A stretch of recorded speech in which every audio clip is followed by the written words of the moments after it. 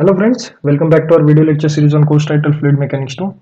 In this lecture we will discuss depth discharge diagram and section factor. Obviously this is the continuous lecture of the specific energy and this would be our last lecture on the specific energy. So as we know what is specific energy?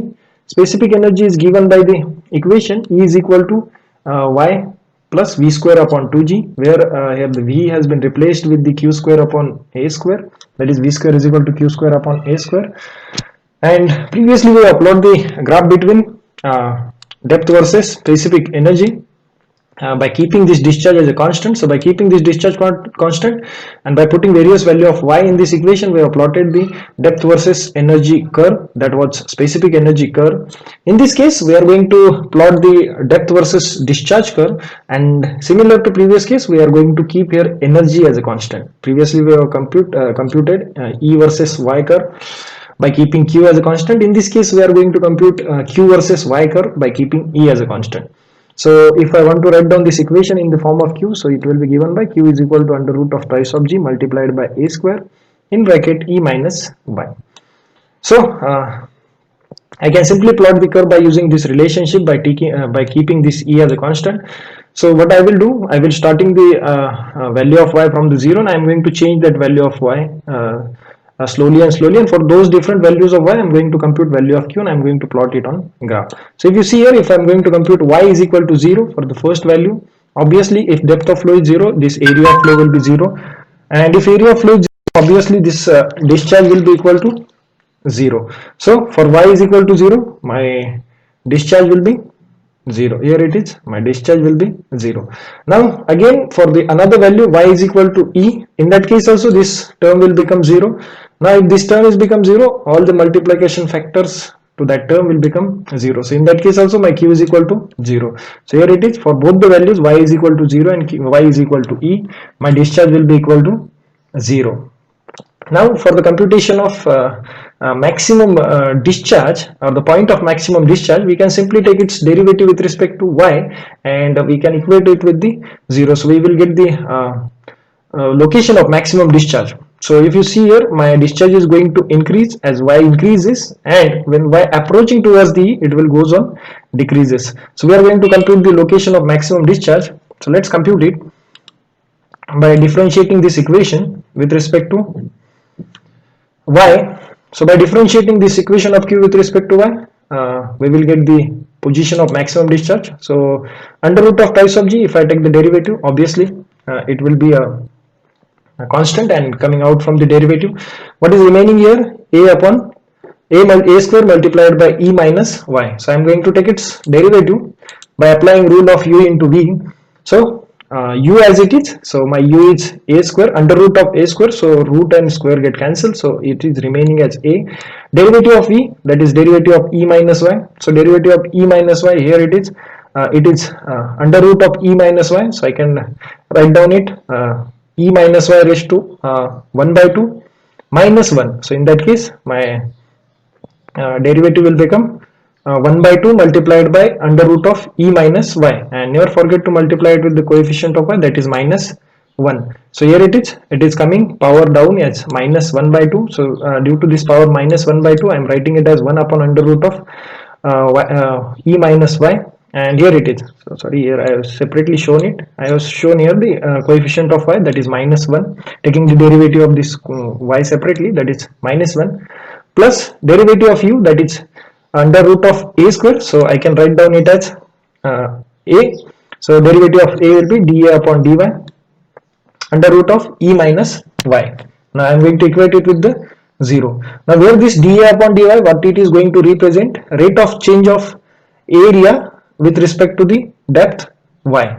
So my rate of change of area, my area is going to change with respect to depth y. So as my y changes, y increasing from the bottom in the upward direction, my area is also goes on changing. So I can write down this rate of change of area is equal to T, that is top width of the channel. So as my area goes on increasing in this direction, so I can simply replace dA upon dy with the T, capital T, that is going to represent the top width.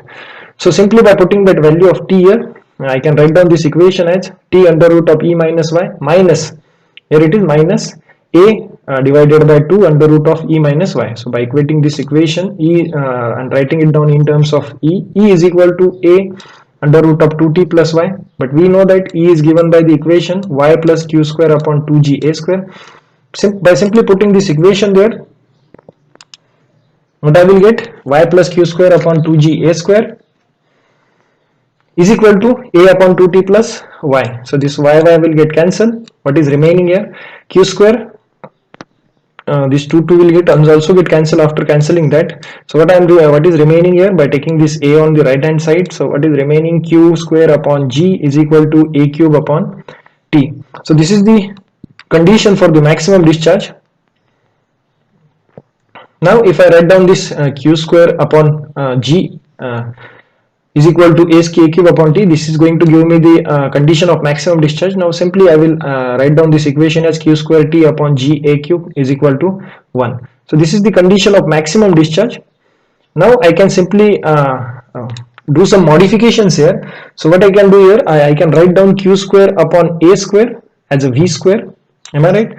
V square multiplied by here it is 1 a is remaining, multiplied by ga, v square t upon ga. So I can simply write down the value of a here, area flow, which is given by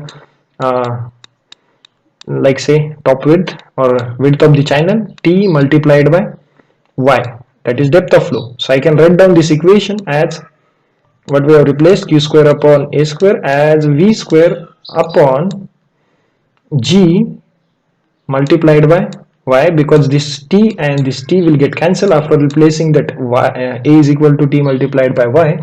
So this is what equation going to give me the v square upon gy, that is the equation of relation of Froude number. So what it is indicating, that it is indicating that this term is going to represent Froude number. And what is the value of Froude number? Froude number is 1. So what does it mean, that when Froude number is 1, we know that when Froude number is 1 at the critical depth. So value of Froude number is 1 at the value of critical depth. And what I can say that here again, I can say here that maximum discharge will occur at the critical depth. So what we can say here, when depth is critical, discharge will be maximum, or when we can, what we can say again, when energy is minimum, discharge is maximum. By using this condition, we can obtain the critical depth flow condition. By using this equation, we can compute the critical depth, critical flow condition. We can also compute the critical energy. We can also compute the Froude number. So obviously, by using this condition, you can define the whether flow is critical or not, or you can also compute the maximum discharge. And that's why this above condition is only applicable to the critical flow condition, because it is going to represent Froude number is equal to 1, and which is applicable to the condition of critical depth. So by looking to this equation here, we can, by doing simply modification, we can write down the section factor. So what was our equation? Our equation was q square upon g is equal to a cube upon t.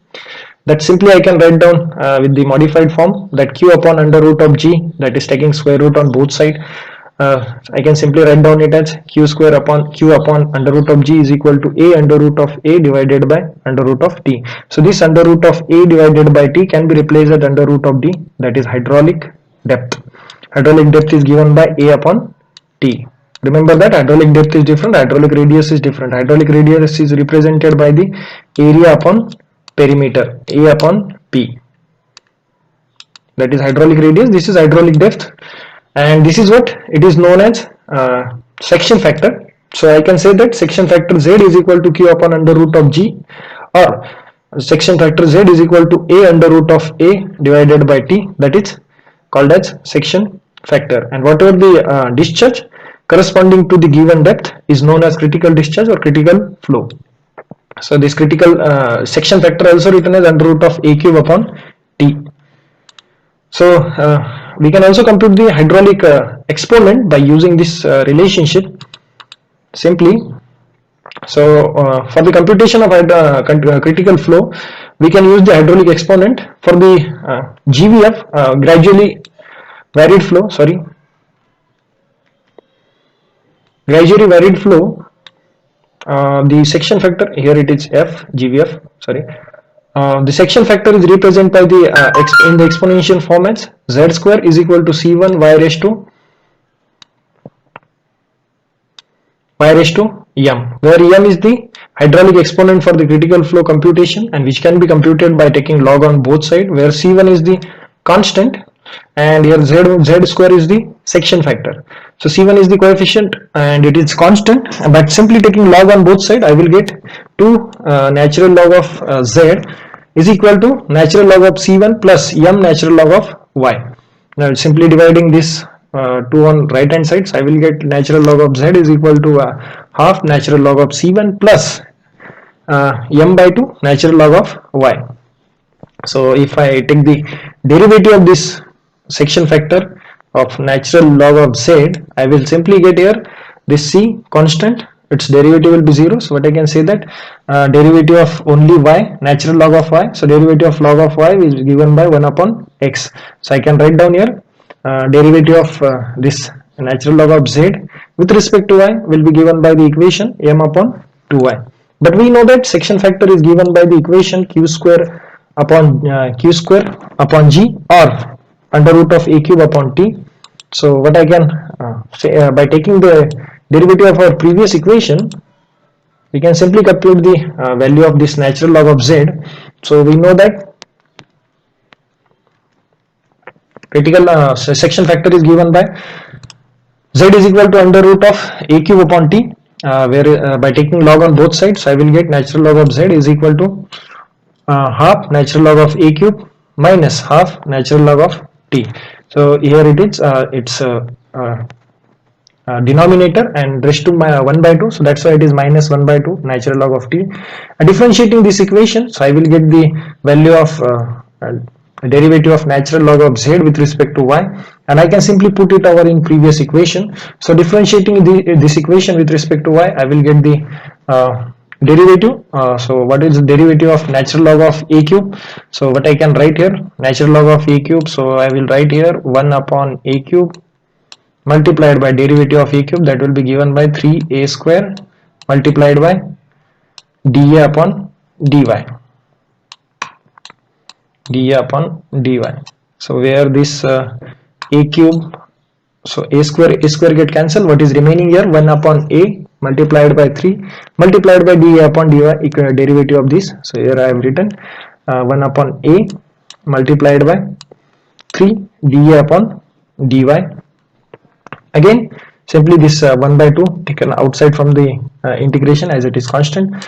Next derivative of natural log of t, simply again I am going to write down 1 upon t multiplied by derivative of t, so derivative of t will be 1. So I will get the equation for the derivative of t with respect to y, that 1 upon t multiplied by dt upon dy. So here it is 1 upon t multiplied by dt upon dy. So I am simply doing small adjustment here. I am just multiplying this equation on the to the t with multiply and divide with the a. So I can simply take a common from here. Here was 1a and here it is 1a, so I have taken simply that a common outside from the bracket, and here one nominator a is remaining here. So what equation I am getting for derivative of natural log of z with respect to y, that is 1 upon 2a, that is again 1 upon 2 also taken common, multiplied by 3 dA upon dy minus a upon t multiplied by dt upon dy. I am going to simply put this equation in our previous equation and going to equate it with the m upon 2y. So what I will get here 1 upon 2a multiplied by 3a, 3 multiplied by dA upon dy minus a upon t dt upon dy is equal to m upon 2y. So simply putting dA upon dy is equal to t as we have discussed previously. So by putting that value here, I will get here 3t 1 upon 2a multiplied by 3t minus a upon t dt upon dy multiplied by 2y. So another some small adjustment I can do here. These two get cancelled. So what final equation I will get for the m, that is m is equal to y upon a multiplied by 3t minus a upon t dt upon dy, and this is what our hydraulic exponent for the critical flow condition. By simply putting those values for the rectangular channel, this hydraulic exponent is 3, m is equal to 3, and for the trapezoidal section this hydraulic exponent can be computed by using those this equation. So by simply putting the different values of TA and A upon T and dt upon dy, I will get this equation for the computation of this m. This is what our section factor. So lastly, we will discuss what are the characteristic of our specific energy curve. So what are the various characteristic of critical flow or critical depth or specific energy curve? The first thing, what we are getting at the condition of critical depth, the first thing, the specific energy is minimum for the given discharge. Second thing, the discharge is maximum for the given specific energy. Again, specific force is minimum for given discharge. The discharge is maximum for given specific force. Velocity head is equal to the half of the hydraulic head in the channel, and Froude number is equal to unity. So all those are the characteristic of our specific energy curve, or we can say that all are the characteristic of critical depth or critical flow, and which can be obtained at that same condition. So we know that specific energy is minimum for the given discharge. In that condition, we have considered discharge as a constant. Discharge is maximum for the constant specific energy, that is when specific energy is minimum, discharge is maximum. Again, at the same condition, specific force is minimum for the given discharge. Again, discharge is maximum for given specific force. Velocity head is equal to half the hydraulic depth in the channel, and Froude number is unity. That is the condition of critical depth. So all those are the characteristic of critical conditions, what we have discussed till date, critical parameters. Remember those parameters. You can again go through the video for getting better idea about it, and in the next lecture we will solve some numerical. Thank you for watching.